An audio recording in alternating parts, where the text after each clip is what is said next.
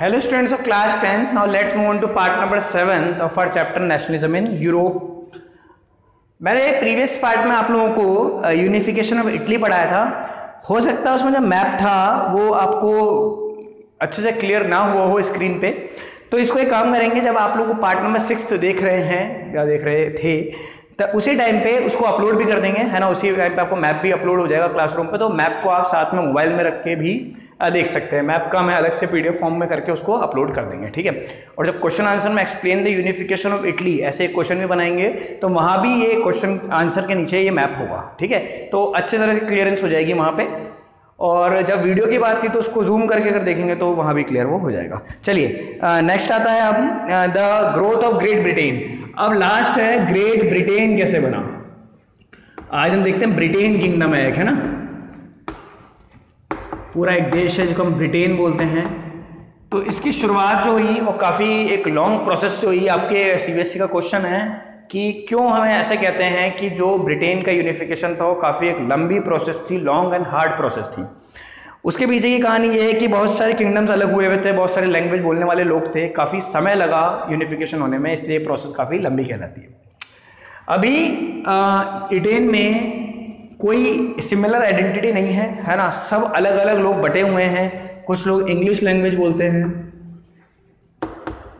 कोई स्कॉट तो कोई आयरिश, है ना। ऐसे अलग अलग लैंग्वेज भरी हुई हैं, लेकिन इंग्लिश डोमिनेंट है ना। आज इंग्लिश जो लैंग्वेज है वो सबसे ज़्यादा यूज़ की जाती है। तो इंग्लिश से शुरुआत हुई इंग्लैंड की, है ना। लेकिन कहानी ये थी कि इंग्लैंड की शुरुआत तो हो गई, ये स्कॉट और आयरिश का क्या, स्कॉट लैंग्वेज से बना स्कॉटलैंड, आयरिश से बना आयरलैंड। इन दोनों देशों को कैसे हम अंडर में ले, है ना। इंग्लैंड ने सोची, और इंग्लैंड उस समय पे पावरफुल था ही सही, ठीक है। कहानी ये है कि इंग्लिश लैंग्वेज को, अच्छा इंग्लिश लैंग्वेज पावरफुल थी क्योंकि इंग्लिश लैंग्वेज को पूरे वर्ल्ड में बहुत उस टाइम पे धीरे धीरे करके उसकी वैल्यू बढ़ रही थी, ठीक है। तो और इंग्लिश जो लोग बोलने वाले वहाँ लोग थे, है ना, ग्रेट ब्रिटेन में, वो लोग ज़्यादा प्रॉस्पेरस भी थे, रिच भी थे। अब इन लोगों ने किया क्या, शुरुआत की स्कॉटलैंड से, ठीक है। तो स्कॉटलैंड, तो आपको ध्यान रखना है, बहुत अच्छा क्वेश्चन ही बनता है। स्कॉटलैंड और इंग्लैंड के बीच में एक एक्ट साइन होता है, नाम होता है एक्ट ऑफ यूनियन, ठीक है। एक्ट ऑफ यूनियन साइन होता है, कब होता है, 1801 में, 1801 में एक्ट ऑफ यूनियन साइन होता है between the Scotland and England. और स्कॉटलैंड किसका पार्ट बन जाता है, इंग्लैंड का पार्ट बन जाता है, ठीक है। स्कॉटलैंड किसका पार्ट बन जाता है, इंग्लैंड का पार्ट बन जाता है। अब इन दोनों को मिला के बोलते हैं यूनाइटेड किंगडम। क्या बोला गया, यूनाइटेड किंगडम बोला गया, ठीक है। तो इसकी कहानी तो इतनी हार्ड नहीं थी। इंग्लिश, स्कॉट, आयरिश, काफ़ी सारी आइडेंटिटीज बटी हुई हैं ग्रेट ब्रिटेन में। इंग्लिश क्लास डोमिनेंट है, तो इंग्लैंड किसे, स्कॉटलैंड को अपने अंडर मिलाता है, एक एक्ट साइन होता है, कानून बनता है, एक्ट ऑफ यूनियन।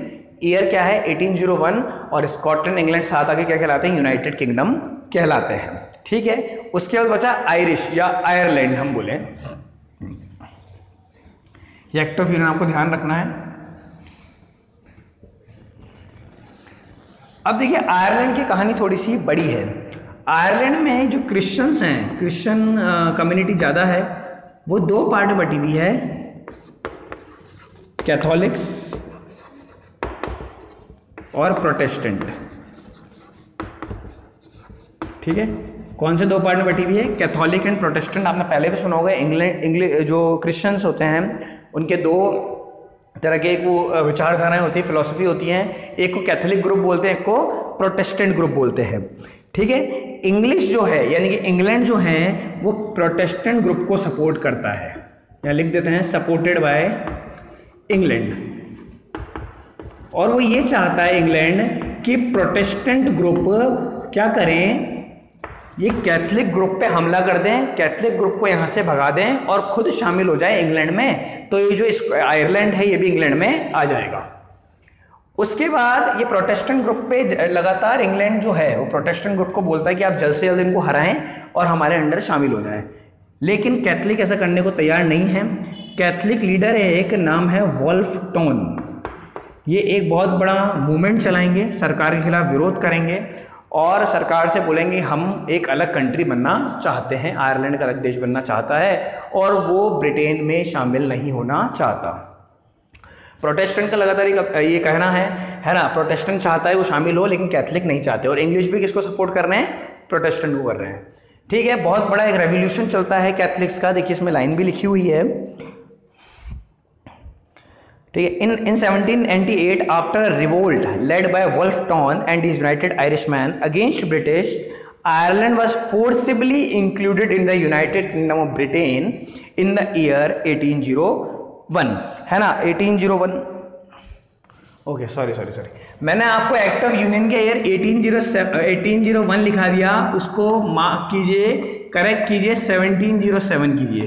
1801 आयरलैंड का जो यूनिफाइड का रीजन ईयर है। ठीक है, जब आपके वो है स्कॉटलैंड इंग्लैंड में शामिल हुआ, उसका ईयर जो एक्ट ऑफ यूनियन पास हुआ है उसका ईयर है 1707, और आयरलैंड जब इंग्लैंड में शामिल हुआ है उसका ईयर है 1801। ठीक है, वो मुझे इसका ध्यान रह गया तो वो स्कॉटलैंड में लिखवा दिया है। वहां अगर आपने इसको लिखा है प्लस अगर लर्न करा है तो उसको करेक्ट कीजिए, एक्ट ऑफ यूनियन के नीचे 1707 लिखिए। एक्ट ऑफ यूनियन वो है जिसमें स्कॉटलैंड किस में शामिल हो गया, इंग्लैंड में शामिल हो गया। ठीक है, यूके बनाने के लिए। और उसके बाद एक बड़ा प्रोटेस्ट चला वुल्फ टाउन का या कैथलिक पर्सन्स का, क्योंकि इंग्लैंड सपोर्ट नहीं करता था कैथलिक को, वो सिर्फ प्रोटेस्टेंट को सपोर्ट करता था, लेकिन चाहता तो क्या था कि पूरा आयरलैंड हमारा हो जाए। तो उसके बाद एक रिवोल्ट चला वुल्फ टाउन, और जितने भी रेवोल्यूशनरीज थे उन्होंने चलाया इंग्लैंड के खिलाफ। लेकिन क्या हुआ, फोर्सिबली मतलब कि फोर्स से, है ना, खुशी खुशी नहीं, फोर्स से 1801 में आयरलैंड भी इंग्लैंड का पार्ट बन जाता है। तो ये तीनों मिलकर आपके हो गए हैं आप कंप्लीट, और ये कहलाते हैं ग्रेट ब्रिटेन। तीनों कौन से, इंग्लैंड, आयरलैंड एंड स्कॉटलैंड, क्या कहलाएंगे अब, ग्रेट ब्रिटेन कहलाएंगे। ठीक है, इतनी बात आपको ध्यान रखनी है। एक बार मैं फिर से रिपीट कर देता हूं कैसे पूरी कहानी चली। पहले इंग्लिश आइडेंटिटीज बटी हुई हैं, यूनिफिकेशन बिल्कुल भी नहीं है। इंग्लिश, स्कॉट, आयरिश, ऐसे सब अलग अलग लैंग्वेजेस वहाँ पे बोलते हैं, लेकिन इंग्लिश क्लास डोमिनेंट है, अमीर है, ज़्यादा है। तो उन्होंने पहले तो किस पे कब्जा करने की सोची, स्कॉटलैंड पे। तो स्कॉटलैंड के तो जो कहानी थी काफ़ी आसान थी, एक एक्ट पास करना पड़ा 1707 में। 1801 नहीं है, 1707 है, 1707। ठीक है, उसमें एक्ट ऑफ यूनियन पास हुआ और स्कॉटलैंड किसका पार्ट हो गया, इंग्लैंड का पार्ट हो गया। दोनों मिलके क्या कहलाए, आपके यूके कहलाए, है ना, यूनाइटेड किंगडम। उसके बाद बात यह है कि आयरलैंड की बात है तो आयरलैंड की कहानी थोड़ी बड़ी है। वहाँ आयरलैंड दो ग्रुप्स में डिवाइड है, कैथोलिक और प्रोटेस्टेंट। इंग्लैंड सपोर्ट करता है सिर्फ प्रोटेस्टेंट को, कैथलिक को सपोर्ट नहीं करता। कैथलिक के एक ग्रुप है, कैथलिक एक पर्सन है, कैथलिक्स तो एक ग्रुप है, उसमें एक पर्सन है वुल्फ टाउन, है ना, और इनके साथ इनके दूसरे रेवोल्यूशन करते हैं कि हमें इंग्लैंड के साथ नहीं जाना, लेकिन इनके रेवोल्यूशन को इंग्लैंड की आर्मी दबा देती है और फोर्स के साथ 1801 में आयरलैंड भी किसके अंडर हो जाता है, इंग्लैंड के अंडर हो जाता है, और इसके साथ ग्रेट ब्रिटेन बन जाता है। देखिए अब मैं यहाँ पे आपको क्वेश्चन जब मैंने शुरुआत की थी इसके तो बोला था एक लॉन्ग प्रोसेस है, आप देख लीजिए कितनी लॉन्ग है। 1707 में स्कॉटलैंड के होने के बाद 1801 लगभग 100 साल लगे ग्रेट ब्रिटेन पूरा एक कंप्लीट होने में, जब स्कॉटलैंड, आयरलैंड, इंग्लैंड सब साथ में आ गए। ठीक है, और प्रोसेस तो बहुत काफ़ी पहले से स्टार्ट हो गई थी, लेकिन ये कैथलिक्स मान नहीं रहे थे, इस वजह से ये टाइम लग गया।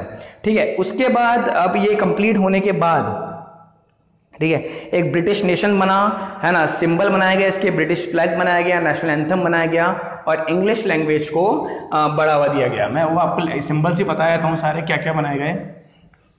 जब ब्रिटिश नेशन बना तो उनका पूरा ध्यान रहा कि अब अगर हमने यूनिफाई कर ही लिया है, इतनी मेहनत करके, इतने कैथलिक्स को भी समझाया, एक्ट भी पास करा, तो वुल्फ टाउन को भी हराया, तो इसके बाद इन्होंने सोचा कि हमें अब यूनिफिकेशन के लिए कंप्लीट एक नेशन बनाना है। तो इन्हें एक ब्रिटेन नाम दिया अपने नेशन को, है ना, एक अलग सी आइडेंटिटी बनी ब्रिटेन, जिसमें, ठीक है, ब्रिटेन आइडेंटिटी बन गई, जिसमें अब एक ब्रिटिश फ्लैग होगा। और ब्रिटिश फ्लैग ऐसा नहीं है कि इंग्लैंड ही फहराएगा, स्कॉटलैंड नहीं फहराएगा, आयरलैंड नहीं फहराएगा, सब के लिए एक ब्रिटिश फ्लैग कॉमन है। नाम है उसका यूनियन जैक। ठीक है, उसके बाद एक नेशनल एंथम होगा,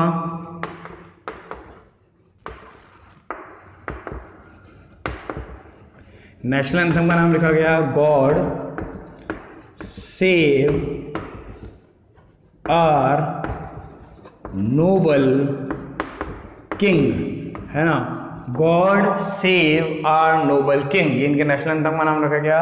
और इंग्लिश लैंग्वेज को प्रायोरिटी दी गई कि अब ब्रिटेन में इंग्लिश लैंग्वेज का ही यूज़ हो, जो अलग अलग आइडेंटिटीज़ बटी हुई थी वो खत्म हो, यूनिफिकेशन कंप्लीट हो चुका है और इंग्लिश लैंग्वेज को ही मान्यता मिले।